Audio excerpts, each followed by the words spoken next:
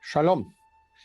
I hope by the time you receive my message and hear my voice, you will be safe and Ian would have not taken much of a toll in your life. I know there are some in our community who have basically lost all their material possessions, and we pray that they should soon find resolution and reorganize their lives to the way they were. But today, our focus is on Yom Kippur. First of all, let me assure you, the synagogue will be open and services will be conducted as programmed and as expected. We are lucky to have Cantor Brody come to be with us, to inspire us, and to lift us in this difficult time. But let me focus for a moment on the very ritual that we shall perform tomorrow night, which dates back to about the 8th century of the Common Era. In its purest form, Kol Nidre means all vows.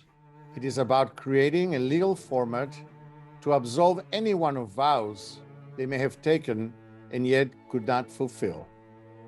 Kol Nidre has a very complicated history. There were times when rabbinic authorities fought their communities to disallow this very legalistic ritual from taking place. There were implications stemming from the release of vows. First, and perhaps some would take vows without being intentional or thoughtful, knowing they would be cleared on Kol Nidre. Others, in particular in the Christian world, observed that the Jews could not be trusted, as their promises would be exonerated easily at the next Yom Kippur.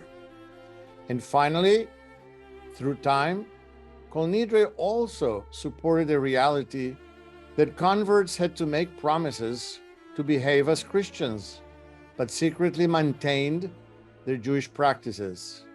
And these vows too were cleared at the time of Yom Kippur. There were periods where these vows were designated as those from last Yom Kippur to this Yom Kippur, as noted in our Machzor.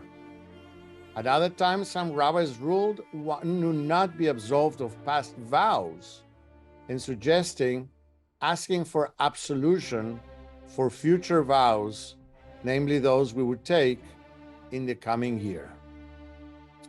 At the core of all of this is the importance given by the community to the vows that we take, the commitment that those vows carry, and the need to find a legal recourse to release those who could not fulfill them.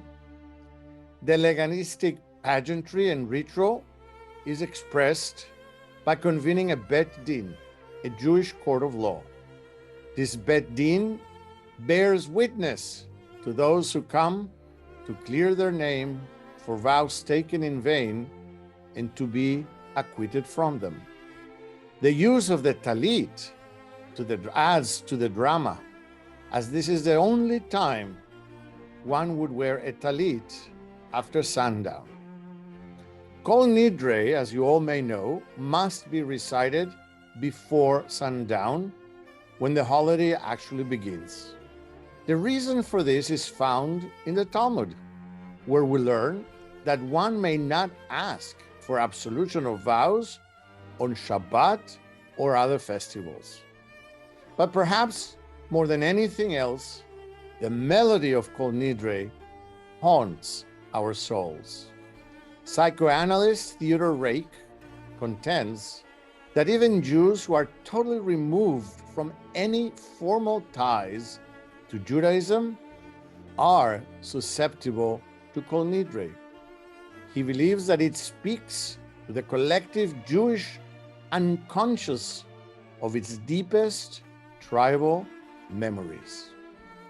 There is yet another interesting anthropological reason certain rabbis throughout the centuries opposed the popularism of Kol Nidre. It had to do with its perceived ties to magic. As we all know, the text of Kol Nidre is in the language of Babylon, the place where the Jews were exiled after the destruction of the first temple. Scholars have found a strong connection between the Aramaic text of Kol Nidre and the texts in the same language inscribed in magical incantation bowls, which were popular in Babylonia at the time of the exile.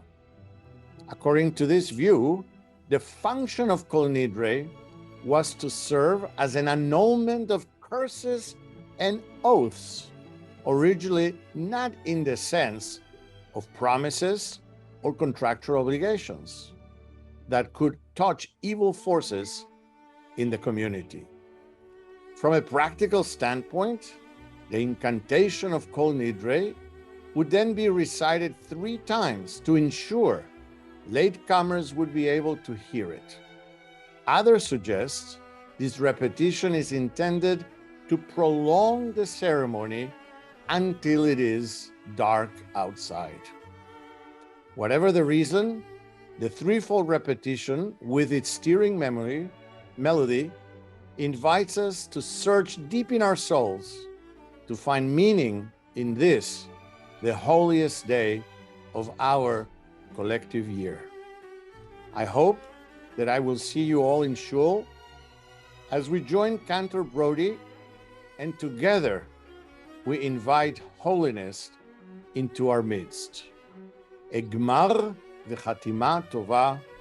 May this Yom Kippur come to a successful conclusion where we all be inscribed and sealed for a new year of life, happiness, safety, and well-being.